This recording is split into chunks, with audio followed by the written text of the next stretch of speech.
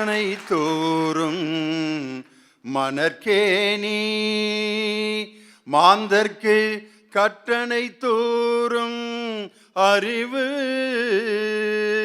தொட்டனை தோறும் மணற்கேணி மாந்தர்க்கு கற்றனை தோறும் அறிவு என்று உலகத்தை அளந்த உலக பொதுமறையாம் திருக்குறளின் வரிகளை இந்த இனிமையான நேரத்தில் நினைவு கூர்ந்து ஒரு சொல் கேளீர் கலைஞர் தொலைக்காட்சி மிக சிறப்பாக வழங்கி கொண்டிருக்கும் நிகழ்ச்சி. வார வாரம் நீங்கள் ரொம்ப சந்தோஷமாக அதை கேட்டுட்டு இருக்கீங்க. ஒரு சொல் கேளீர் இந்த நிகழ்ச்சியை வழங்குபவர்கள் லட்சுமி செராமிக்ஸ், தமிழகத்தின் நம்பர் 1 விற்பனையாளர், தமிழ் பால், தமிழகத்தின் தரமான பால், அரசன் சோப், ரொம்ப ரொம்ப நல்ல சோப், யாஸ்கோ shirts, trousers and dhotis, Akshaya பருப்புக்கள், இயற்கை மனமும் மாறாத பருப்புக்கள். இந்த நிறுவனங்கள் இணைந்து வழங்குகின்ற ஒரு சொல் கேளீர். அருமையான விவாதம் செய்கிறதுக்கு நல்ல அறிஞர்கள் வந்திருக்கிறார்கள். சொல்ங்கிறது எவ்வளவு சக்தி வாய்ந்தது. யாராவது ஒருத்தருக்கு ஒரு நல்ல வாக்கியம் சொல்லிட்டோம்னா உங்கள் வாய் முகூர்த்தம் பழிக்கட்டும்பாங்க. அது என்ன வாயில் முகூர்த்தம் அப்படின்னா வாயிலிருந்து வரக்கூடிய நல்ல சொல், நல்ல வார்த்தை சொல்லணும் அப்படின்னு எல்லாரும் இன்னொருத்தர்கிட்ட எதிர்பார்ப்போம். நம்ம எவ்வளவுதான் ஒருத்தருக்கு கல்யாண வீட்லையோ அல்லது நம்ம வீட்டுக்கு விருந்துக்கு வந்தவங்களுக்கு நல்ல வகை வகையாக சாப்பாடு போட்டாலும் ஒரு நல்ல வார்த்தை சொல்லி அனுப்பலைன்னா அந்த சாப்பாடு பூரா வேஸ்ட்டாக போயிடும். அதே மாதிரி நம்ம எதிர்மறையான ஒரு கருத்தை ஒருத்தருக்கு சொல்கிறோம், கடன் கேட்டு வர்றாரு, இல்லைன்னு சொல்கிறோம். அந்த இல்லைன்னு சொல்கிறத கூட நல்லா சொன்னோம்னா அவன் பாட்டுக்கு போயிடுவேன். சில பேர் காசை கொடுத்துட்டு வார்த்தையில் அவனை கொன்னே விடுவான். காரணம், ஒரு மனிதனுக்கு செய்கிற உதவியை விட அவனுக்கு நம்ம கொடுக்கக்கூடிய நல்ல வார்த்தை ரொம்ப சக்தி வாய்ந்தது. அதனால தான் வள்ளுவர் சொல்கிறாரு, சொலல் வல்லன் சோர்விலன் அஞ்சான் இவனை இகழ்வெல்லும் யாருக்கும் அரிதுங்கிறார். சொலல் வல்லன் சோர்விலன் அஞ்சான் இவனை இகழ்வெல்லல் யாருக்கும் அரிதுன்னா என்ன அர்த்தம்? நல்ல அழகாக சொற்களை பேசக்கூடியவன், வல்லமையான சொற்களை பேசக்கூடியவன், சோர்வில்லாமல் பேசக்கூடியவன், அஞ்சாமல் கருத்துக்களை பேசக்கூடியவன். இந்த பண்புகள் உள்ளவனை யாராலையும் ஜெயிக்க முடியாதுங்கிறார். அப்படிப்பட்ட சக்தி வாய்ந்த சொற்களை பேசக்கூடிய ஒரு சொல் கேளீரில் இன்னைக்கு நம்ம எடுத்திருக்கிற தலைப்பு ரொம்ப அற்புதமான தலைப்பு. நவீன மனிதன் அறிவை பயன்படுத்துவது நன்மைக்கா தீமைக்கா? மனுஷனுக்கு அறிவு அது எப்போ உதயமாச்சு? அவன் செயல்கள் செய்ய ஆரம்பிக்க ஒவ்வொரு அனுபவத்திலிருந்தும் பல அறிவை பெற்றுக்கொண்டே அந்த அறிவு கருவிகளாக மாறி, எந்திரங்களாக மாறி, இன்னைக்கு கணினியாக மாறி, இன்னைக்கு எலக்ட்ரானிக் கருவிகளாக மாறி, அவனுடைய அறிவினுடைய உச்சம் நம்ம பார்த்து வியந்த கிரகங்களுக்கெல்லாம் இன்னைக்கு மனிதன் போக ஆரம்பிச்சிட்டான். அந்த அளவுக்கு நவீன மனிதனுடைய அறிவு உச்சத்தினுடைய எல்லையை கடந்து போயிடுச்சு. உலகமே இன்னைக்கு நம்ம கைக்குள்ளே கொண்டு வந்துட்டான் மனிதனுடைய அறிவு. அமெரிக்காவில் இருக்கவர்கிட்ட இன்னைக்கு நம்ம நேரடியாக அவருடைய முகத்தை பார்த்து பேசலாம். யோ நல்லா இருக்கியா அப்படின்ட்டு அவரை பார்த்து பேசலாம், அவர் திருப்பி நம்மள்கிட்ட பேசுகிறார். இந்த அளவுக்கு வளர்ந்துருச்சு அறிவு. இந்த அறிவை மனிதன் நன்மைக்கு பயன்படுத்துகிறானா தீமைக்கு பயன்படுத்துகிறானா? இன்றைக்கி முகக்கவசம் போட்டு வாழ வேண்டிய வாழ்க்கைக்கு வந்துட்டான். அதை சில பேர் வாயை திறந்து நல்லா பேசினாலே விளங்காது. இதில் ஒரு துணியை வேற கட்டிக்கிட்டு பேசுகிறாங்க, என்ன சொல்கிறான்னே தெரிய மாட்டேங்குது. வாங்க நல்லா இருக்கீங்களான்னு கேட்குறேன், எனக்கு வாடா உன்னை வெட்டுறேன்னு கேட்குது. எனக்கு அந்த துணியை போத்திட்டு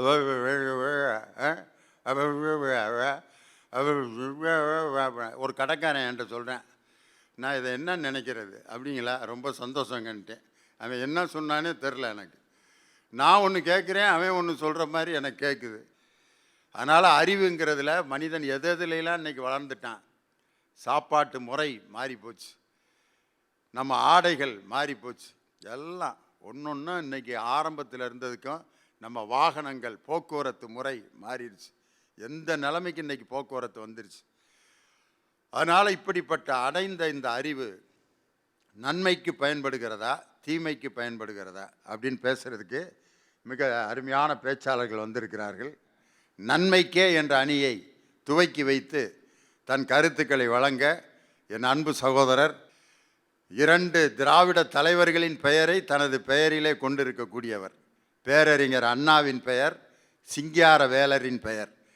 2 திராவிட இயக்க தலைவர்களின் பெயரை தனது பெயராக வைத்து கொண்டிருக்கக்கூடிய அண்ணா சிங்காரவேலு உங்கள் முன்னால் அறிவு நன்மைக்கே என்ற அணியை துவக்கி வைக்க வருகிறார். உங்கள் பலத்த கரவொலியுடன் வாங்க. எதற்கு தடை வந்த போதும் எங்கள் தமிழுக்கு தடையில்லை என்பதை உலகத்துக்கு பறைசாற்றி கொண்டிருக்கிற கலைஞர் தொலைக்காட்சிக்கு என்னுடைய பணிவான வணக்கத்தையும் நன்றியும் அன்போடு தெரிவித்துக் கொள்கிறேன். நவீன மனிதன் இன்னைக்கு அறிவை எப்படி பயன்படுத்துகிறான் அப்படின்னு ஒரு எளிமையான விஷயந்தான். நம்ம யாரும் நம்ம கெட்டு போகணும் அடுத்தவங்க கெட்டு போகணும்னு நினச்செல்லாம் யாருமே எந்த செயலையும் செய்கிறது கிடையாது. நான் சொல்லப்போனால் குற்றம் கண்டுபிடித்தே பெயர் வாங்கிய புலவர்கள் இருக்காங்க. அதில் 3 பேர் தான் அவங்க. நாங்கள் 3 பேர் எல்லாம் நன்மைக்கேன்னு பேச வந்திருக்கோம். அவங்க எது இருந்தாலும் அதில் என்ன குற்றம் இருக்கும்னு கண்டுபிடிக்கிறவங்க தான். நீங்கள் இந்த கண்டுபிடிப்புகள் அறிவு இல்லாமல் வாழ்க்கை சிறப்பாக இருக்காதுங்கிறதுக்கு எத்தனையோ உதாரணங்களை நம்ம பார்த்துக்கிட்டு இருக்கோம். ஒருத்தன் என்ன பண்ணால், ஒரு கல்லூரி படித்து முடிச்சுட்டு வேலை தேடி அலைஞ்சான். ஒரு முட்டை கடையில் வேலை கிடச்சிது. வேலை கிடச்சோன்னா என்ன சொன்னார், உன் வேலை என்னென்னா அந்த முட்டையெல்லாம் விற்றுட்டு வரணும். சரி அப்படின்னா முட்டையை ஒரு 10 அடுக்கு முட்டையை சைக்கிளில் கட்டி நம்மால் சைக்கிளை மிதிச்சுட்டு வந்தான். முதல்ல வியாபாரம் கொண்ட கடையில் போடணும். வழியில் இன்னொரு வண்டி வந்தது பாருங்கள், தடிக்கு கீழே விழுந்துட்டான். 10 அடுக்கு முட்டையும் கீழே விழுந்து உடஞ்சி போச்சு. ஓன்னு அழுகிறான். ஏன்னா நாள் அப்போ தான் வேலைக்கு சேர்ந்துருக்கிறான். ஏதாவது பிரச்சனைனா வேலையை விட்டு அனுப்பிச்சிடுவார். திரும்ப எங்கே போய் வேலைக்கு தேடுறதுன்னு அழுகிறான். கூட்டம் சேர்ந்துருச்சு. எல்லாம் பரிதாபப்பட்டாங்க. எல்லாம் ஐயோ இப்படி ஆகி போச்சே அப்படின்னாங்க. அந்த கூட்டத்தில் வந்து ஒரு பெரியவர் வந்தார். தம்பி என்ன பிரச்சனை, இந்த மாதிரி முட்டை உடஞ்சிருச்சிங்கண்ணா. ஒன்றும் பிரச்சனை இல்லை, அதுக்காகலாம் கவலைப்படாத, இந்த 100 ரூபா வச்சுக்க அப்படின்னு கொடுத்தாரு பாருங்க. அடுத்து வந்து வரிசையாக கூட்டத்தில் வந்து ஆளுக்காள் 50 ரூபா 20 ரூபா 30 ரூபான்னு வசூலாகிடுச்சு. 1200 ரூபா முட்டைக்கு 1500 ரூபா வசூலாகிடுச்சு. பையன் சந்தோஷப்பட்டான். அப்போ தான் கடைசியாக வந்து ஒரு ஆள் 20 ரூபா கொடுத்துட்டு சொன்னான், தம்பி நீ கடவுளுக்கெல்லாம் நன்றி சொல்ல வேண்டியதில்லை, உனக்கு முதல்ல முட்டை விழுந்தோன்னா அழுது இல்லை, ஃபஸ்ட்டு ஒரு 100 ரூபா கொடுத்தாரு பாரு, அவர் தான் உன் முதலாளிகிட்டேருந்து உன்னை காப்பாற்றிருக்காரு, இல்லைன்னா வேலை போயிருக்கும் அப்படின்னா அந்த காசை வாங்கிட்டு அவன் சொன்னான், அவர் தாங்க என் முதலாளி, அவர் தான் முதலாளியா, ஆமாம் அவர் தான் என்னை காப்பாற்றிருக்காரு இன்னைக்கு. ஒரு அறிவார்ந்த செயல் பாருங்கள். அந்த நேரத்தில் யார் மனசும் பாதிக்கப்படாமல் ஒரு மனிதநேய விஷயத்தோடு செய்யக்கூடிய ஒரு விஷயம், அந்த பையனுக்கும் பாதிப்பு இல்லாமல் அவனுடைய வேலைக்கும் பாதிப்பு இல்லாமல் நடந்த விஷயங்கள் தாங்க அறிவாளித்தனமாக யோசிக்கிற விஷயம். கொஞ்சம் புத்திசாலித்தனமாக யோசிக்கணும். நம்ம எங்கள் ஊரில் ஒரு ஆள் ஜெராக்ஸ் கடை வச்சுருந்தான். எனக்கு தெரிஞ்ச நண்பன் தான். பக்கத்தில் 3 கடை இருக்குங்க. 3 ஜெராக்ஸ். அங்கெல்லாம் கூட்டம் கம்மியாக இருக்குது. இவன் கடையில் மட்டும் கூட்டம் கியூவில் நிற்கிது. இவனும் 2 ரூபாய்க்கு தான் எடுக்கிறான். பக்கத்து கடையே 2 ரூபாய்க்கு தான் ஜெராக்ஸ். ஒரு காப்பி 2 ரூபா தான். இவன் கடையில் கூட்டம் அதிகமாக இருக்குது. என்னென்னு யோசிச்சேன். ஒன்றும் இல்லை, அந்த கடை மேலே ஒரு போர்டில் ஒரு வார்த்தை இவன் கூடுதலாக எழுதியிருக்கான். என்ன, இங்கு உருது, தமிழ், ஆங்கிலம், மலையாளம் மற்றும் அனைத்து மொழிகளிலும் ஜெராக்ஸ் எடுத்து தரப்படும். ஏன்னா மிஷின் என்ன கொடுக்குறோமோ அதை எடுத்து கொடுக்க போகுது. நம்மளால் கொஞ்சம் புத்திசாலித்தனமாக யோசிக்கிறான். யோசிச்சு பாருங்கள், வாழ்க்கையில் இந்த அறிவு சார்ந்த விஷயங்கள் தாங்க இன்றைக்கி நம்மளை காப்பாற்றிக்கிட்டு இருக்கு. இன்றைக்கி யோசிச்சு பாருங்கள், மருத்துவங்கிற ஒரு விஷயம் இன்றைக்கி இங்கே நம்ம வெளிநாட்டுக்கு போனால் தான் ஒரு மனிதனை காப்பாற்ற முடியும்னு இருந்த காலகட்டம் போக அந்த மருத்துவ வசதி இங்கே இருக்குது. அப்படியே போக முடியாட்டினா கூட இந்த வீடியோ கான்ஃபரன்ஸில் அங்கேருந்து அந்த மருத்துவத்தை 15 லட்ச ரூபா செலவு பண்ணுற மருத்துவத்தை இங்கேருந்து 4 லட்ச ரூபாயில் செலவு பண்ண முடியும். ஒரு மனிதனுடைய ஆயுளை அதிகப்படுத்த முடியுங்கிற மாற்றங்கள் இன்றைக்கி நிகழ்ந்துக்கிட்டு இருக்கா இல்லையா? அந்த விஷயத்தை நம்ம பார்த்துக்கிட்டு தானே இருக்கிறோம். எந்த நாடாவது, உலகத்தில் இருக்க எந்த நாடாவது ஆயுதங்களை தடை பண்ணியிருக்காங்களா?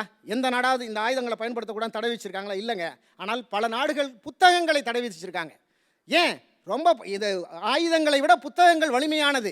இவன் நிறைய விஷயங்கள் தெரிய ஆரம்பிச்சிட்டான்னு அது நமக்கு நல்லதில்லைன்னு நினச்சக்கூடிய பல கொடூரமான உள்ளங்கள் இன்றைக்கி ஆயுதங்களை தடை செய்த உலகங்கள் புத்தகங்களை தடை செய்யலை. அமெரிக்காவில் இந்த சுற்றி பார்க்குறதுக்காக போயிருக்காங்க நிறைய பேர். அப்போ என்ன பண்ணியிருக்காங்க, இங்கே சுற்றி காட்டணும் அப்படின்னா ஒரு பஸ்ஸு வரும். அந்த பஸ்ஸில் நாமெல்லாம் ஏறி உட்காந்தோன்னா அப்படியே சுற்றி காட்டுவாங்க. அப்படின்னோன்னா அதுக்கு டிக்கெட் எடுக்கணும். போய் டிக்கெட் எடுத்தால் 3 கவுண்டரு, முதல் 2வது 3வது $200 ஃபஸ்ட்டு முதல் வகுப்பு, 2வது வகுப்பு $50, 3வது வகுப்பு $25. எல்லோரும் பணம் கொடுத்து காசு எடுத்துகிட்டு பஸ்ஸில் வந்து உட்காந்தா எல்லாருக்கும் ஒரே மாதிரியான சீட்டு. ஆச்சரியப்பட்டேன், என்னடா அது $200 ஒரே மாதிரி இருக்குது, $50 ஒரே சீட்டு, $25 நம்மளை ஏமாற்றி விட்டாங்களோ, முதல் வகுப்பு 2வது வகுப்பு 3வது வகுப்புன்னு சொல்லி நம்மளை ஏமாற்றி விட்டாங்களோ அப்படின்னு எல்லாரும் அப்படி புலம்பிக்கிட்டே வர்றாங்க. அப்போ தான் அந்த பஸ்ஸு கொஞ்சம் தூரம் அப்படி மேலே அப்படி போன பஸ்ஸு அப்படி கொஞ்சம் தூரம் நின்றுருக்கு. பார்த்தா ஒரு மலை முகடு மாதிரி வந்திருக்கு, ஒரு குன்று மாதிரி. டிரைவர் உட்காந்துக்கிட்டே சொல்லியிருக்கார், அந்த முதல் வகுப்பு டிக்கெட் எடுத்தாலும் பஸ்ஸிலே உட்காந்துருங்க, 2வது வகுப்பு டிக்கெட் எடுத்தாலெல்லாம் அப்படி இறங்கி அந்த பக்கம் நடந்து அந்த குன்றுக்கு அந்த பக்கம் போய் நில்லுங்க. 3ஆம் வகுப்பு டிக்கெட் எடுத்தாலெல்லாம் பின்னால் இறங்கி தள்ளுங்க அப்படின்னாராம். அப்போ தான் புரிஞ்சுது வாழ்க்கை. அறிவு அப்படிதாங்க. ஆரம்பத்தில் அறிவுக்கு பிரச்சனை இருக்கிற மாதிரி தெரியும். ஆனால் இறுதியாக கொண்டாடப்படுவது அந்த அறிவாக தாங்க இருக்கும். அதை அமர வைத்து நம்ம கொண்டாட வைக்கும். நீங்கள் சொல்கிற நீங்கள்லாம் இப்போ இறங்கி ஒன்றும் பஸ்ஸை தள்ளணும், இல்லைன்னா நடந்து போய் அந்த பக்கம் நிற்கணும். ஆனால் அறிவு எப்போதும் கொண்டாடப்படுகிற விஷயமாக இருக்கும். இன்றைக்கு அறிவு என்பது நன்மைக்குத்தான் பயன்படுகிறது அப்படின்னு சொல்கிறது என்னுடைய கருத்து மட்டும் இல்லை, அது நடுவருடைய கருத்து மட்டும் இல்லை, அது பொது கருத்து. அதுதான் நிஜமான உண்மை என்பதை நீங்கள் புரிந்து கொள்ள வேண்டும் என்று கேட்டு, இதுகாரம் இருந்து கேட்ட உங்கள் அத்தனை பேருக்கு நன்றி கூறி வணக்கம் கூறி விடைபெற்றுக் கொள்கிறேன். நன்றி, வணக்கம். அறிவினுடைய வெற்றி, ஒரு சாதாரண ஒரு ஆள் கூட அறிவை ரொம்ப எளிமையாக பயன்படுத்தி வெற்றி அடைய முடியும் அப்படின்ட்டு எளிமையான உதாரணங்களாக சொல்லிட்டு வந்தார். ஆனால் அந்த அறிவாளியினுடைய கருத்து சொல்லக்கூடிய அந்த விஷயம் சாதாரணமாக தெரியும், ஆனால் அதனுடைய விளைவு ரொம்ப பெரிதாக இருக்கும் அப்படின்னார். கூகுள் ஒரு வருஷம் தெரியலையா, ஒரு தலைவர் பேர் தெரியலையா, ஒரு நிகழ்ச்சியினுடைய எப்போ நடந்துச்சுன்னு தெரியலையா, ஒரு புத்தகம் பேர் தெரியலையா, அந்த புத்தகத்தில் 100வது பக்கத்தில் என்ன இருக்குன்னு படிக்கணுமா, எடுத்து படிச்சிடலாம். இந்த வசதி நவீன மனிதன் எவ்வளவு பெரிய அறிவை கண்டுபிடிச்சி ஒரு நன்மைக்கு பயன்படுத்தியிருக்கான். இதுக்கு மேலேயா வேற வேணாம் கேட்டிருக்காரு சிங்காரவேலு. சிங்காரவேலுக்கு என்ன பதில் சொல்ல போகிறாரோ பேராசிரியர் முருகன். வாங்க, உங்களுடைய பலத்த கரவொலியோடு பேராசிரியர் முருகன். நடுவர் அவர்களே, அன்பு தம்பி நம்முடைய அண்ணா சிங்காரவேல் வந்தார். மிக அழகாக தொடங்கினார். சைக்கிள் ஒருத்தன் போனானா, வண்டி ஓட தெரியாமல் போயிருக்கான், முட்டை கீழே விழுந்து உடஞ்சி வச்சான். உடனே அவன் முதலாளி 100 ரூபா கொடுத்தாரான். சுத்திரிக்கை கேட்டில் 50 வாங்கி 1000 ரூபா முட்டைக்கு 1500 கலெக்ட் பண்ணிட்டாங்களாம். எப்படி ஏமாத்திருக்காங்க? ஒரு ஏமாத்துற வேலைக்கு தான் அறிவு பயன்படுது. அதைத்தானே சொல்கிறோம். அடுத்து இன்னொன்று சொன்னார், பஸ்ஸில் ஏற்றுறாங்களாம், எல்லாருக்கும் ஒரே சீட்டா. 1000 ரூபா கொடுத்தவனுக்கு ஒரே சீட்டா, 2000 ரூபா கொடுத்தவனுக்கு ஒரே சீட்டா, 3000 கொடுத்தவனுக்கு ஒரே சீட்டா. ஏறி உட்காந்து எல்லாம் யோசிச்சுருந்தாங்களாம். கொஞ்சம் தூரம் போகணுன்னே வண்டி நின்றுச்சான்.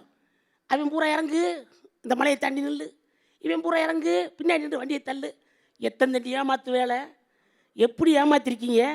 அதைத்தானே சொல்லி அறிவு ஏமாத்துதியா? அறிவு தான் லஞ்சம் வாங்குதியா? அலுவலகத்தில் படிச்சுட்டு தானே உட்காந்துருக்கான், படித்தவன் தானே லஞ்சம் வாங்குறான். ஏன் அப்பாவை என் அப்பான்னு சொல்லி கையெழுத்து வாங்குறதுக்கு, நான் பிறந்த ஜாதியை சொல்லி கையெழுத்து வாங்குறதுக்கு லஞ்சம் வாங்குறானே. அந்த அறிவு தானே லஞ்சம் வாங்க வச்சிச்சு. கள்ள நோட்டை கண்டுபிடிச்சவன் யாரு? அறிவாளி தானே கண்டுபிடிச்சான். அறிவு அச்சம் காக்கும் கருவி என்று சொன்னான் வள்ளுவன். இன்னைக்கு அது அச்சம் காக்கிறதா? எப்பொருள் யாரார்வாய் கேட்பினும் அப்பொருள் மெய்ப்பொருள் காண்பது அறிவு அப்படின்னு சொன்னான். அந்த அறிவு இன்னைக்கு இல்லைன்றதை கண்ணதாசன் நிரூபித்தார். அமெரிக்கன் கல்லூரியிலே அவருக்கு ஒரு கவியரங்க தலைமை, மாணவர்கள் ஏராளமானவோர் அதில் பங்கேற்று கவிதை வாசிக்கிறார்கள். ஒரு மாணவனுடைய கவிதையை இவர் வாங்கி வைத்து கொண்டார். இவருடைய கவிதையை அவருக்கு கொடுத்துட்டார். அவன் கவிதையை வாசிக்கிறான். கூட்டத்தில் எந்த ரெஸ்பான்ஸ் இல்லை, பயங்கரமான விசிலு, கீழே இறங்குன்னு சொல்லி. கவிதை யாருடையது? கண்ணதாசனுடைய கவிதை. ஆனால் கண்ணதாசன் அந்த மாணவனுடைய கவிதையை வாசிக்கிறார். கூட்டத்தில் வரி கைதட்டு. கண்ணதாசன் சொன்னார், தலைப்பு என்ன தெரியுமா? எப்பொருள் யாரார்வாய் கேட்பினும். அதைத்தான் என் தலைப்பாக வச்சுருக்கீங்க.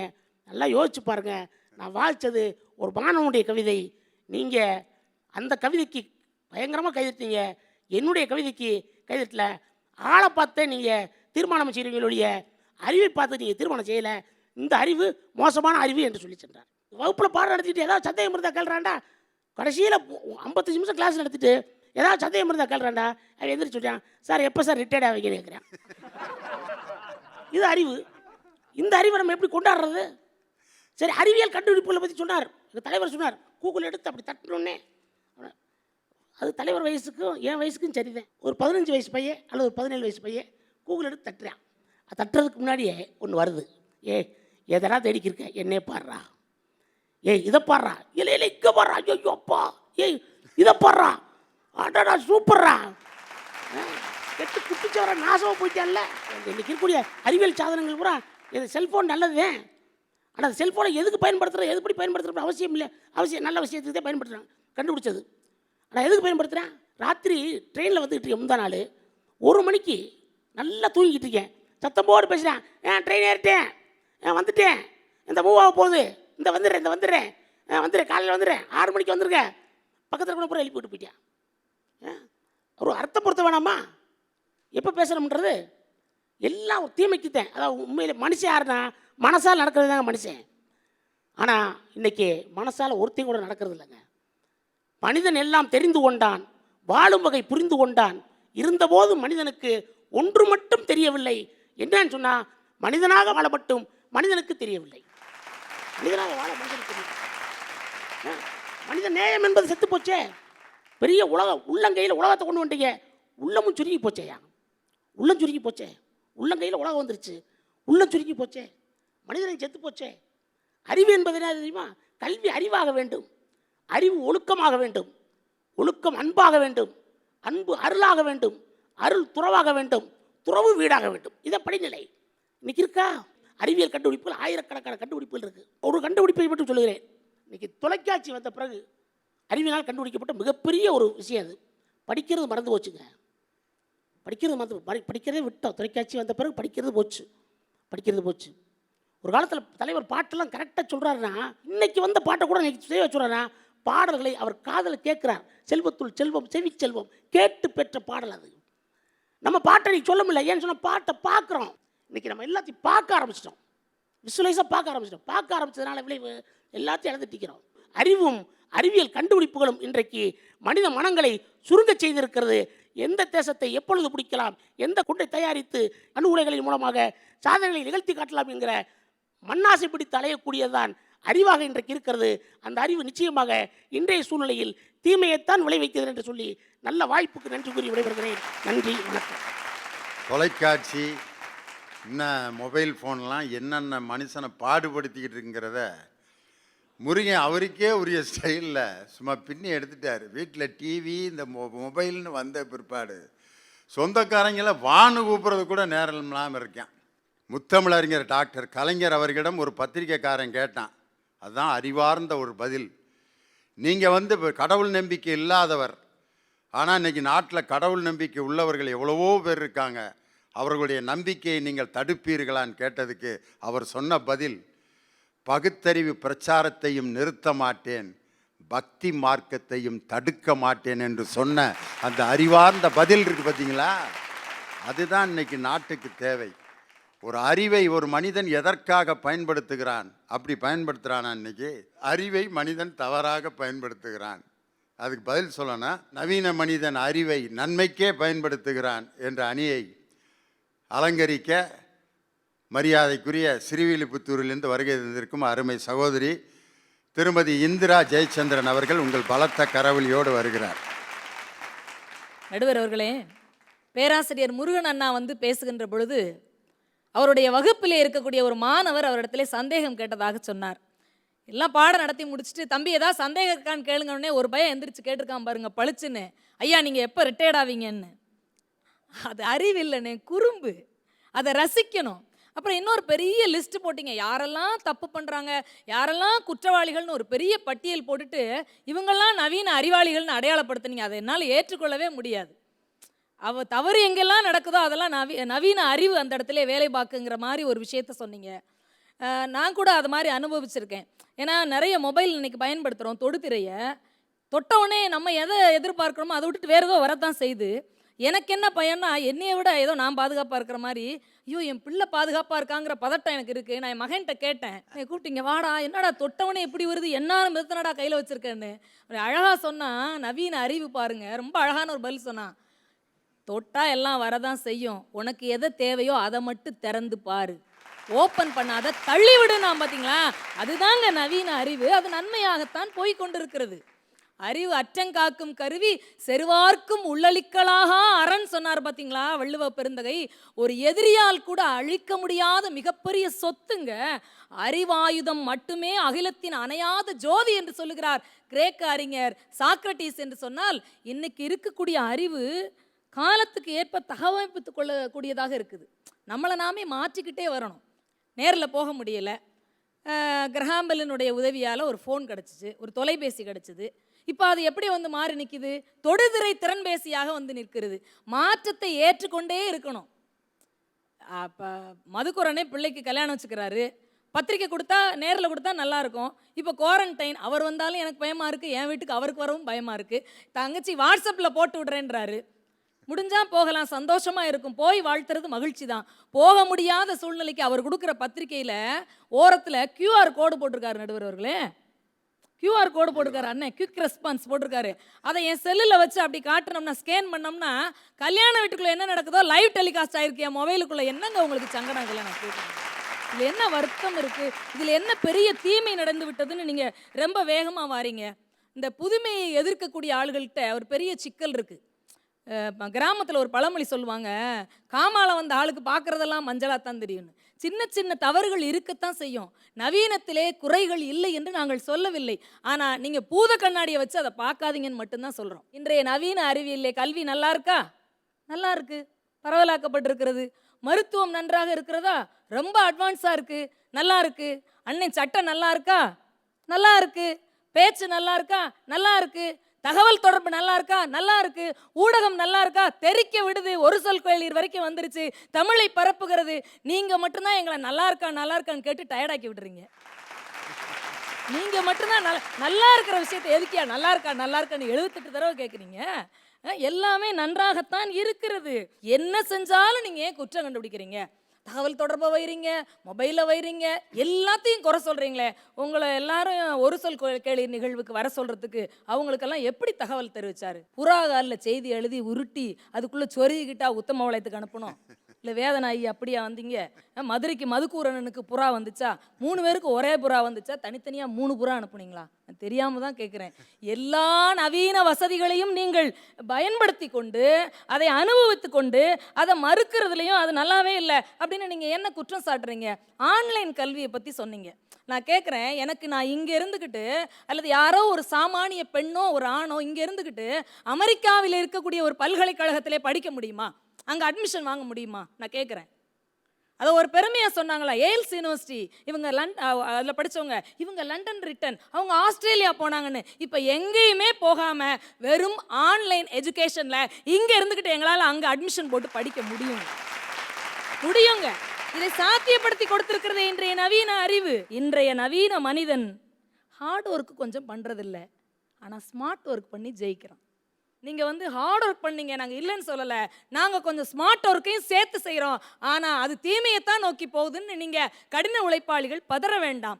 பழமைவாதிகள் நல்லவர்கள் பதற வேண்டாம். இதுவும் நல்லதுதான் என்று தயவு செய்து ஏற்றுக்கொள்ளுங்கள்.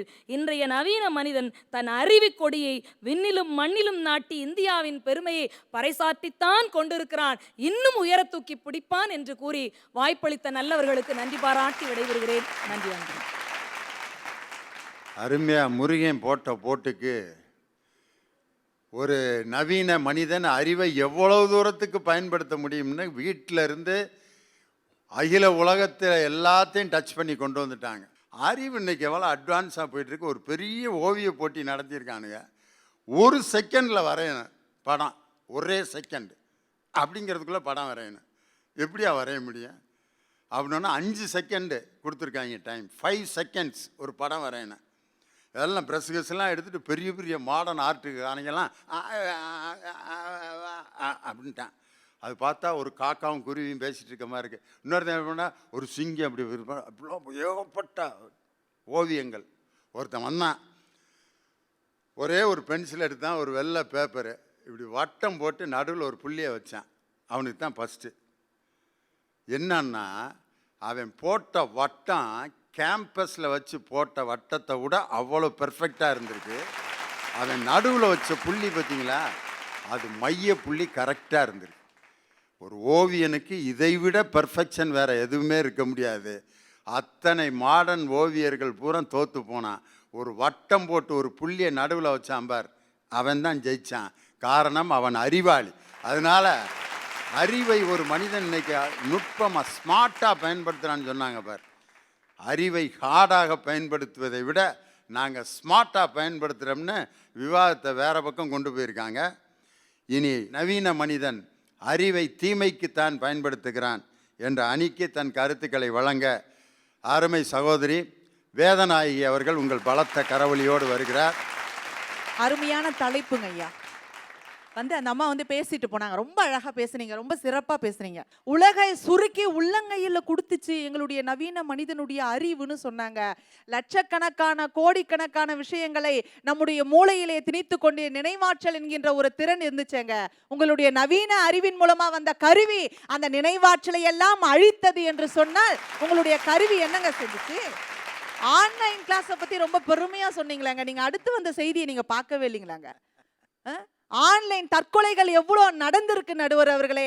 அந்த தற்கொலைகளுக்கெல்லாம் காரணம் நவீன மனிதனுடைய அறிவு தான் என்பதை, அத்தனை உயிரையும் உங்களுடைய நவீன மனிதனுடைய அறிவு வாங்கி தர முடியுமா என்பதுதான் என்னுடைய கேள்வி நடுவர் அவர்களே. இன்னைக்கு ஒரு பியூட்டி ஆப்னு வந்திருக்கு நடுவர் அவர்களே. அதை பத்தி உங்களுக்கு தெரியுங்களா? பியூட்டி ஆப்னு ஒன்று வந்திருக்கு. Beauty app. ஆமா, பியூட்டி ஆப்னு ஒன்று வந்திருக்கு. அந்த ஆப் என்ன தெரியுமா? இப்போ நீங்க இருக்கீங்கன்னு வச்சுக்கோங்க, உங்களை அஜித் மாதிரி காட்டும். அவர் உட்கார்ந்துருக்காரு பார்த்தீங்களா, அப்படியே வந்து இளைய தளபதி விஜய் மாதிரி காட்டும் அவரை. ஆமா, அது இது மாதிரி காட்டினா கூட பரவாயில்லையேம்மா. நான் பொம்பளையானா எப்படி இருப்பேன்ட்டு காட்டு தான் ஒன்று. அதை போட்டு எனக்கே திருப்பி அனுப்புகிறாங்க. அது பக்கத்தில் என் மனைவியை ஆம்பளையாக மாற்றி 2 பேர்த்துக்கு மாலையை போட்டு அனுப்பி வச்சுருக்கேன், எங்களுக்கு வெட்டிங் டே கிஃப்ட்டுன்னு. அவனுக்கு ஒரு ஆசையை பாருங்க. உண்மையிலே அதுதானே ஓடிக்கிட்டு இருக்கு.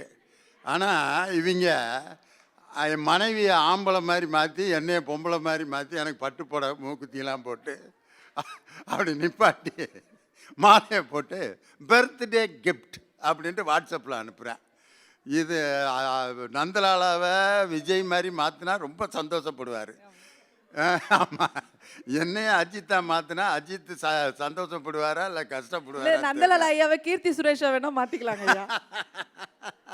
நடுவர் அவர்களே, இந்த ஆப்னு ஒன்று கொடுத்துருக்காங்க. அது நவீன மனிதனுடைய அறிவு தானே நடுவர் அவர்களே. ஒரு விஷயத்த இருக்கிறத இருக்கிறபடியா காட்டணும். எத்தனை பேர் இப்போ பொண்ணு பார்க்குறவங்க எல்லாம் ஏமாந்து போயிருக்காங்க தெரியுங்களா? அப்படியே போட்டோ எடுத்து அனுப்புதுங்க. பொண்ணு பார்க்கறதுக்கு போனா போட்டோ, இந்த போட்டோன்னு புரோக்கர் கொண்டு வந்து கொடுக்குறாரு. பார்த்தா அப்படியே உலக அழகி மாதிரி இருக்காங்க. வீட்டுக்கு போய் பார்த்தா உள்ளூர் கழுவி மாதிரி இருக்கு.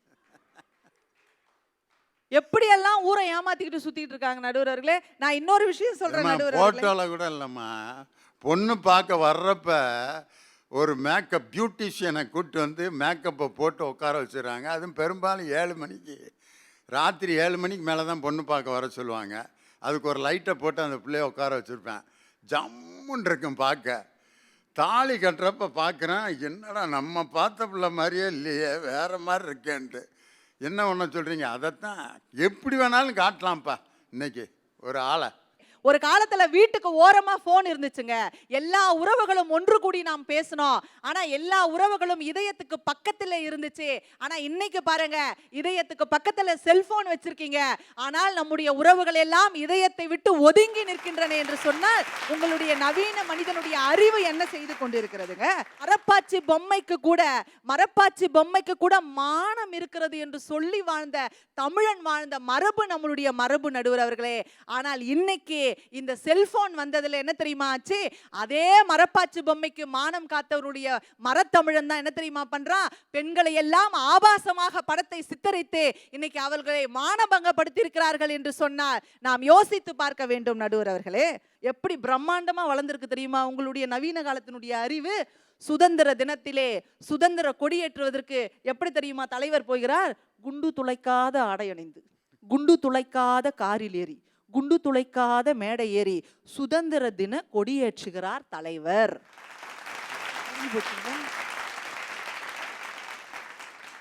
அப்ப உங்களுடைய அறிவு ஒருவரை காப்பாற்ற வேண்டுமே தவிர ஒருவருக்கு பயத்தை ஏற்படுத்துகிறது என்று சொன்னால் அந்த பயம்தான் இந்த நவீன மனிதனுடைய அறிவு தீமையை உருவாக்குகிறது என்று சொல்லி வாய்ப்பளித்த நல்ல உள்ளங்களுக்கு நன்றி பாராட்டி விடைபெறுகின்றேன். நன்றி, வணக்கம். இந்திரா பேசணுன்னு, ஆஹா மனிதன் அறிவை எப்படி பயன்படுத்தி கொண்டிருக்கிறான், அறிவார்ந்த உலகத்தில் நம்ம வாழ்ந்துக்கிட்டு இருக்கோம்ட்டு அப்படியே நம்மளை எங்கேயோ கொண்டு போனாங்க. அதை பூரா அப்படியே அடித்து காலி பண்ணிட்டாங்க பேராசிரியர் வேதநாயகி. நிறைவாக பதில் சொல்ல வேண்டும். நவீன மனிதன் அறிவை நன்மைக்குத்தான் பயன்படுத்துகிறான் என்ற அணியை நிறைவு செய்ய என் மனம் கவர்ந்த நான் நேசிக்கின்ற பேச்சாளர் கவிஞர் நந்தலாலா உங்கள் பலத்த கரவொலியோடு வருகிறார். வாங்க. என்னை கீர்த்தி சுரேஷாக மாற்றி பார்த்த அன்பிற்குரிய தங்கை வேதநாயகி அவர்களே, நானும் எவ்வளோ நாள் தான் என்னையே பார்த்துக்கிட்டு இருக்கிறது.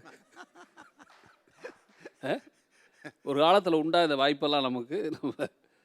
உங்களை அறிவியல் என்னையா உங்களுக்கு எடுத்துச்சு இப்போ? அறிவியல் என்ன எடுத்துச்சு இப்போ? அறிவுங்கிறது எவ்வளோ அற்புதமான வேலைகள் செய்து நடுவர்களே. நம்ம காலத்தில் பைக் எப்படி இருக்கும்? இப்படி தானே ஓடிட்டு தெரிஞ்சோம். இப்படி தானே? நீ பைக் இப்படி இருக்கேயா, ஓட்டுறவங்க இருக்கா, உட்காந்துருக்கோம் அங்கே இருக்கால, அது சாதாரண விஷயம் உனக்கு. எவ்வளோ நாளைக்கு தான் பொட்டாட்டி ஓமுதுகே பார்த்துக்கிட்டு இருப்பா? உட்கார்ந்தவ ஓட்டுறவும் பார்க்குற உலகத்தை அவளும் பார்க்கணும்னு கண்டுபிடிச்ச மாதிரி பைக், அவன் தான் அறிவாளியின் பேர். அவன் தான் அறிவாளியின் பேர். அதாவது அறிவு மேலே என்ன உங்களுக்கு கோர்பன்னு எனக்கு புரியல. பறவையை கண்டான், விமானம் படைத்தான். எதிரொலி கேட்டான், வானொலி படைத்தான். 2 பேரும் மாறி மாறி சண்டை போடுவதை பார்த்தான், பட்டிமன்றம் படைத்தான். ஒன்றை பார்த்து ஒன்று படைக்கிறதுங்கிறது ஒரு கிரியேட்டிவான நல்ல விஷயம் தான். எனக்கு ஒன்றும் புரியல முருகன் சொல்கிறது. நடுவர்களே, நான் அறிவுங்கிறத இவங்க எது வெறும் அறிவியல்னு புரிஞ்சுக்கிறாங்க. நான் அறிவுங்கிறத தன்மானம்னு நினைக்கிறேன்.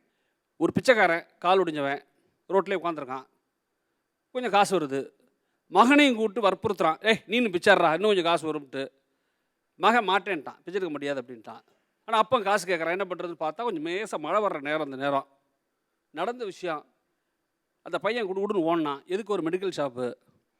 ஒரு நல்ல மனுஷன், அவர்கிட்ட கூட சும்மா கிடந்துச்சு. கெஞ்சினான், அந்த கொடையை 10 நிமிஷம் வச்சுக்கிட்டுங்களா அப்படின்னா.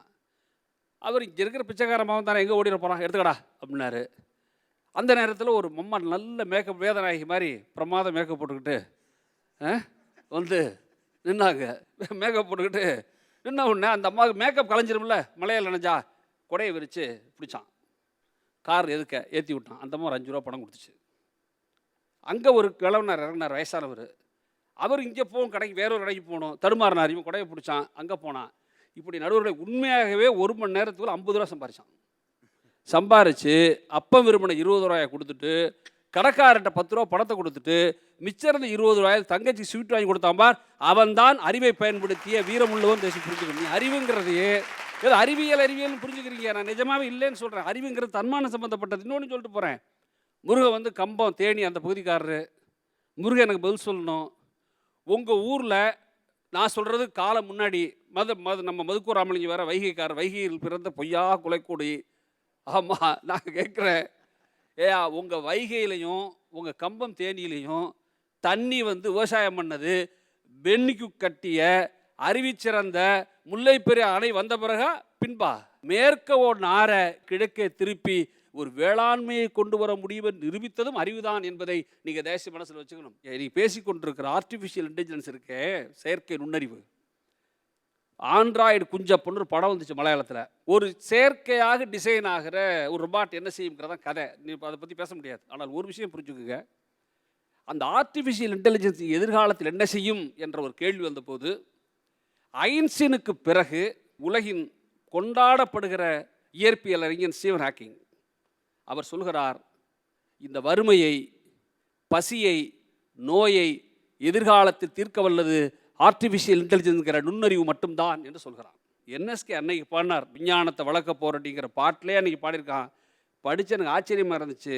பள்ளிக்கூடத்துக்கு குழந்தை போகாமல் படிக்க கருவி பண்ணி வைக்கணும் என்ற பாட்டை என்எஸ்கே அந்த காலத்திலே பாடி வச்சார். பள்ளிக்கூடத்துக்கு போகாமல் பிள்ளை படிப்பது மாபெரும் வளர்ச்சி, மாபெரும் வளர்ச்சி. உலகம் முழுதும் கல்வி அதை நோக்கி பயணிக்கிறது. இப்போ வந்திருக்கிற சிக்கல் என்பது நமக்கு இதெல்லாம் புதுசு வரத்தான் செய்யும். வாத்தியாருக்கு இது தெரில, பிள்ளைகளும் இது தெரில. ஆனால் கால ஓட்டத்தை எல்லோரும் கற்பார்கள். இதை மீண்டும் நான் தயவு செய்து மனதோடு சொல்லி அனுப்புகிறேன். அறிவை தவிர அதில் இருக்கிற நன்மைகள் கொண்டாடத்தக்கது என்று சொல்லி நான் விடைபெறுகிறேன். வாய்ப்பு. நவீன மனிதன் அறிவை நன்மைக்குத்தான் பயன்படுத்துகிறான் அப்படின்ட்டு ரொம்ப அழகாக கவிஞர் நந்தலாலா சொன்னார். மார்ச் மாதத்தில் தொடங்கின அந்த ஊரடங்கில் மொபைலும் டிவி மட்டும் இல்லைன்னா நிறைய பேர் மனநல மருத்துவமனையில் படுத்து கிடப்பான் சங்கிலியில் கட்டி. இது 2 இருந்ததுனால தான் ஏதோ கொஞ்ச நேரம் தப்பிச்சோம். என்னத்தையோ போடுறாங்க பார்த்துக்கிட்டு இருக்கோம்டா. சண்டைக்காரனு கூட போட்டேன். யார் நீங்களா? பேச மாட்டீங்களே? பேச மாட்டேன்னே, ஆனால் இப்போ பேசுகிறேன், வேறு நேரம் இல்லை அப்படின்னு சமாதானமாயிருக்காங்க எவ்வளவு பேர். எனக்கெல்லாம் வந்து இப்போ யாரெல்லாம் நம்ம எதிர்பார்ப்போமோ அவங்கள்ட்ட இருந்தெல்லாம் ஃபோன் வந்துச்சு. நான் யார்கிட்டையெல்லாம் பேசணும்னு ஆசைப்பட்டேனோ அவ்வளோ பேர்த்துக்கிட்டே நான் ஃபோனில் பேசினேன். அந்த அளவுக்கு உலகத்தை நெருக்கி கொண்டு வந்திருக்கக்கூடிய அறிவை நீங்கள் எப்படி குற்றம் சொல்லலாம் அப்படின்னு நந்தலாலா சொன்னார். நிறைவாக இதற்கு பதிலளித்து பேச, நவீன மனிதன் அறிவை தீமைக்குத்தான் பயன்படுத்துகிறான் என்ற அணியை நிறைவு செய்ய என் பாசத்திற்குரிய அருமை பேச்சாளர் கவிஞர் மதுக்கூர் ராமலிங்கம் உங்களுடைய பலத்த கரவொலியோடு மேடைக்கு வருகிறார். யார் டாக்டரு? எல்லாமே போலி ஆயிடுச்சு. இப்போ போலி டாக்டர், போலி போலீஸு, திருடன் மட்டும்தான் ஒரிஜினலாக இருக்கேன். போலி திருடன்னு யாரையும் பார்க்க முடியாது. எல்லாம் போலி. போலி மருத்துவர், போலி விஞ்ஞானி, போலி இன்ஜினியர் எல்லாம் வந்துடுச்சு. நடுவர் அவர்களே, ரொம்ப அருமையாக 3 பெருமக்களும் பேசியிருக்காங்க. நான் அறிவு கூடாதுன்னே சொல்லலைங்க. யாராவது சொல்லுவோமா அப்படி? அந்த அறிவை எதற்காக பயன்படுத்துகிறோம் என்பது தான் பிரச்சனை. அறிவு கூடாதுன்னு நாங்கள் தான் அறிவுக்கு எதிரானவர்கள் போலவும், அவங்க தான் அறிவினுடைய சிகரங்கள்லாம். இந்த அறிவை இன்றைய நவீன மனிதன் எதற்கு பயன்படுத்துகிறான்? அடிக்கடி பார்த்துருக்கல அறிவை? இரிடியம் கும்பல் கைது. அது புதுசாக கண்டுபிடிக்கிறாங்கய்யா. கொஞ்ச நாள் பாக்கு போடுறதுனாங்க, அப்புறம் தேக்கு போடுனாங்க, ஒரு ஈமு கோழின்னு கிளம்புனாங்க. இரிடியம் எங்கட நடக்கிறீங்கன்னா நாகப்பாம்பு கக்கு தான். இவர் அதை போய் பிடிச்சாராம். ஏன்னா ஒரு இதையாவது இந்த அறிவை பயன்படுத்தி புதுசாக ஈமு கோழி முட்டைக்கில் ஆம்லெட் போடலாம்னு எவ்வளோ பேர் வாங்கி ஏமாந்துருக்காங்க. அதை கண்டுபிடிக்கிறாங்க அவங்க புதுசாக. சில பேர் பார்த்தீங்கன்னா டீத்தூளில் புளியங்கொட்டை தோலை கலக்கிறது. இந்த அறிவை பயன்படுத்தி ஏதாவது புதுசாக கொரோனாவுக்கு மருந்து கண்டுபிடிக்கலாம்டா. இந்த ஆன்லைனு என் தங்கச்சி வந்து சொன்னிச்சு, நாங்களெல்லாம் அமெரிக்க பல்கலைக்கழகத்திலே இப்பொழுது படித்து கொண்டிருக்கிறோம், ரொம்ப மகிழ்ச்சியுமா. ஆனால் இந்த 6 மாத காலத்திலே பக்கத்தில் இருக்கிற பள்ளிக்கூடத்தில் ஃபீஸ் கட்ட முடியாமல் பல பிள்ளைகள் இருக்கிற தேசத்திலே தான் நீங்கள் அமெரிக்க பல்கலைக்கழகத்துக்கு வசதி இருக்கவும் படிக்கலாமா? இந்த 6 மாத காலத்தில் வருமானமும் இல்லாமல் அரசாங்கம் கொடுத்த 1000 ரூபாயில் என் பிள்ளையை எப்படி படிக்க வைப்பேன்னு ஏங்குகிற பிள்ளைகள்கிட்ட தான் நீங்கள் அமெரிக்க பல்கலைக்கழகம் குறித்த கலர் கனவுகளை காட்டிக்கொண்டே இருக்கிறீர்கள். நீங்கள் உங்கள் அறிவை பயன்படுத்தி கொஞ்ச நாளைக்கு முன்னால் டிஎன்பிசி தேர்வுகளில் பயங்கர மோசடின்னு வந்துச்சுல்ல, அவன்லாம் என்ன அறிவில்லாதவனா? அவனை விட்டு வந்துட்டானா? நீங்கள் பார்த்தீங்கன்னா விஓஓ தேர்வில் அங்கே எப்படி கேட்டால் ஒரு இடத்துல வேனை நிறுத்துவோம். இவங்கெல்லாம் வந்து இஸ்ரோவில் சேர்ந்தீங்கன்னா பெரிய ராக்கெட்டை விட்டுருப்பாங்க. நைட்டில் வேனை நிறுத்தி உள்ள பேப்பரை எழுதி அந்த நம்பரை மாற்றி இவ்வளோ அறிவு இருக்குல்ல. இந்த அறிவை பூரா மனுஷன் எதுக்கு பயன்படுத்துகிறான்? அமெரிக்கா வளர்ச்சி அடைந்த நாடு தானே, அறிவியல் இருக்க நாடு தானே. அங்கு தானங்க முந்தா நாள் நான் சொல்கிறது ஆப்ரஹாம் லிங்கத்துக்கு இல்லை, இன்னமும் அந்த தேசத்தில் அறிவு வளர்றதாக சொல்லப்பட்ட தேசம் இனவெறி இருக்க. சார்ஜ் ஃப்ளாய்ட் என்கிற கருப்பினத்தை சேர்ந்தவனை ஒரு வெள்ளை இனத்தை சேர்ந்த போலீஸ் தொண்டையை நெருக்குகிற பொழுது எனக்கு மூச்சு திணறுகிறது என்று சொல்கிறானே. உங்கள் அறிவு எதை கொண்டு வந்து சேர்த்திருக்கிறது? சக மனிதனை மனிதனாக பார்க்காமல் என்ன அறிவுன்னு கேட்குறேன் நான். வெறும் எந்திரங்களா அறிவு? நீங்கள் கூகுளில் தேடுனா தவற நினைக்காதீங்க தலைவரை. யார் பிரபலமானாலும் சரி, லியோனின்னு அவர் சொல்கிற சிந்தனையை போய் பார்க்க மாட்டான். நான் மிகுந்த வேதனையோடு சொல்கிறேன், கூகுள் பலர் பேர் தேடுவது எவராவது பிரபலமானால் அவர் என்ன ஜாதி என்று தேடுவது தான் கூகுளில் அதிகமாக இருக்கிறது. எந்த நடிகர் என்ன ஜாதி, இவர் என்ன சிந்தனை சொல்கிறாருன்னு பாருறா. ஜாதி என்கிற வெறியை குறைக்காத அறிவு என்ன செய்யும்? அறிவை வந்து அன்பில்லங்க வளர்க்கணும். உங்கள் அறிவு வேண்டுமானால் வசதிக்கு எந்திரங்களை உருவாக்க முடியுமே தவிர சேர்ந்து அழவும் சேர்ந்து சிரிக்கவுமான அந்த உயிர்களை உங்களால் ஒருபோதும் உருவாக்க முடியாது. நீங்கள் ஆன்லைனில் அரிசி ஆர்டர் பண்ணிடலாம் இந்திரா, ஆனால் ஒரே ஒரு நெல்மணியை கூட உங்கள் கம்ப்யூட்டராலையோ ஆன்லைனால் உருவாக்க முடியாது. ஒரு விவசாயியினுடைய உழைப்பு தான் அதை உருவாக்க முடியும். இவர் கேட்டார், பென்னி குயிக் அணை கட்டினார், அது அவருடைய அறிவு, அன்பு. ஆனால் அந்த வைகையை மணல் இல்லாமல் ஆக்கியது தான் நவீன மனிதனுடைய அறிவு. இன்றைக்கு வைகை நதி வறண்டு கிடக்கிறாள். வைகை எனும் பொய்யா குளக்கடை மட்டும் இல்லை, நந்தலாலா குடியிருக்கிற காவிரியும் போய் பார்த்தீங்கன்னா நவீன மனிதனுடைய சுயநலமும் பேராசையும் தானங்க. இந்த ஆறை அழிப்பதற்கு நமக்கு என்ன உரிமை இருக்குது? நீங்கள் ஆன்லைன் ரம்மின்னு நீங்கள் போன தொட்டாலே வருதுங்க. மனிதன் அடிப்படையிலே கொஞ்சம் சலனப்பட்டவன், பலகீனமானவன். சமீபத்தில் அடுத்தடுத்து 2 காவல் நிலையங்களிலே ஆன்லைன் ரம்மியால் ஏமாந்து 2 காவலர்கள் தமிழகத்திலே தற்கொலை செய்து கொண்டிருக்கிறார்கள். கடன் சுமை தாங்காமல். நீங்கள் ஒரு தடவை தள்ளி விட்டு போகலாமா? 2 தடவை ஆன்லைன் ரம்மின்னு கும்மி அடிச்சுக்கிட்டே இருந்தால் சுற்றி கொஞ்சம் தொடுறான், அவன் குடும்பமே க்ளோஸ். எனவே நாங்கள் அறிவை தவறுன்னு சொல்லவே இல்லை. அறிவை எதற்கு பயன்படுத்துகிறோம் தான் முக்கியம். ஆனால் இந்த நவீன மனிதன் தன்னுடைய அறிவையெல்லாம் அடுத்தவனை கெடுக்கத்தான் பயன்படுத்துகிறான் என்கிற நல்ல தீர்ப்பை நீங்கள் வழங்குவீர்கள் என்கிற நம்பிக்கையோடு என் வார்த்தைகளை நிறைவு செய்கிறேன். நன்றி. நவீன மனிதன் அறிவை நன்மைக்கு பயன்படுத்துகிறானா தீமைக்கு பயன்படுத்துகிறானா? அருமையாக விவாதம் பண்ணாங்க. அறிவுங்கிறதுக்கு என்ன இலக்கணம் சொல்கிறாங்க? எப்பொருள் யார் யார் வாய் கேட்பினும் அப்பொருள் மெய்ப்பொருள் காண்பது அறிவு. தொட்டனை தூறும் மணற்கேணி மாந்தருக்கு கற்றனை தூறும் அறிவு. படிக்க படிக்க வருவது தான் அறிவு. அதையும் வள்ளுவர் தான் சொல்லியிருக்கார். அதே மாதிரி யார் வாயிலிருந்து சொற்கள் கேட்டாலும் அதில் இருக்கக்கூடிய உண்மையை எவன் கண்டுபிடிக்கிறானோ அந்த உண்மையை கண்டுபிடிப்பது தான் அறிவுங்கிறார். இன்னைக்கு இவங்க பேசுனதை வச்சு நான் என்ன முடிவு பண்ணுறேன்னா, ஒரு மனிதன் தன்னுடைய சுயமாக சம்பாதித்த அனுபவங்களை, மற்ற உலகத்தினுடைய அனுபவங்கள், தன்னுடைய அனுபவம் உலகத்தினுடைய அனுபவம் ரெண்டையும் சேர்த்து முடிச்சு போடுறான் பார். அகத்தையும் அகிலத்தையும் முடிச்சு போடுகின்ற திறமைக்கு பெயர் தான் அறிவு அப்படின்னு நான் சொல்கிறேன். ரெண்டு அணியும் பேசி முடிச்சிருக்காங்க. இன்னைக்கு அறிவை மனிதன் தவறாக பயன்படுத்துகிறான். எவ்வளவோ உதாரணம். எல்லாம் அவன் கண்டுபிடிச்சது தான். டிவி அவன் கண்டுபிடிச்சது தான், மொபைல் ஃபோன் அவன் கண்டுபிடிச்சது தான், கம்ப்யூட்டர் அவன் கண்டுபிடிச்சது தான். அந்த மொபைல் ஃபோனில் இருக்கக்கூடிய ஆப்புகள், எல்லா ஆப்புகளையும் கண்டுபிடிச்சி அவனுக்கே அவன் ஆப்பு வச்சுக்கிட்டது தான் மனுஷன்தான்.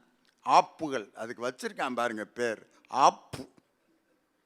அந்த ஆப்பை நீங்கள் பார்க்கலையா அப்படின்னு, அந்த ஆப்புனால தான்டா எனக்கு வச்சுட்டாங்க ஆப்புங்கிறேன். இந்த மொபைல் வந்த பிற்பாடு கூசாமல் பொய் சொல்கிறான். தியேட்டரில் படம் பார்த்துக்கிட்டு இருக்கேன், தூங்கிக்கிட்டு இருக்கேங்கிறேன். படம் ஓடிக்கிட்டு இருக்கேன், அவன் கேட்குறான் அந்த பக்கம். வீட்டில் உட்கார வச்சுக்கிட்டே அப்பா வெளியே போயிட்டாருங்கிறாங்க. யார்? ஃபோனில். அவன் வாசலில் நின்றுக்கிட்டே கேட்குறான், உங்கள் அப்பாவை நான் பார்த்துட்டு தான் நின்றுக்கிட்டு இருக்கேங்கிறேன். ஜன்னல் வழியாக பார்த்துட்டு, இங்கேயா இருக்கீங்க? நான் வேறு ஊரில் இருந்து பேசுகிறீங்க, நான் வந்துட்டேன் இங்கே, உங்கள் அப்பா இருக்காருன்னு பார்த்துட்டு. பொய், வாய்க்கு வந்ததெல்லாம் பொய் சொல்கிறேன். இந்த மனிதனுடைய அறிவியல் கண்டுபிடிப்பு அவனை பொய் சொல்ல வச்சுச்சா இல்லையா அப்படின்னு யார் இவங்க கேட்குறாங்க.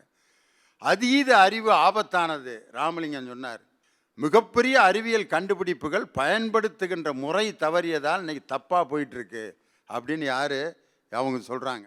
அதுக்காக மனிதன் கண்டுபிடித்த அவனுடைய அறிவை தப்பாக தான் பயன்படுத்திக்கிட்டு இருக்கான்னு எப்படியா சொல்லலாம்? நல்லதுக்கு அவன் பயன்படுத்துறது இல்லையா அப்படின்னு கேட்டாங்க.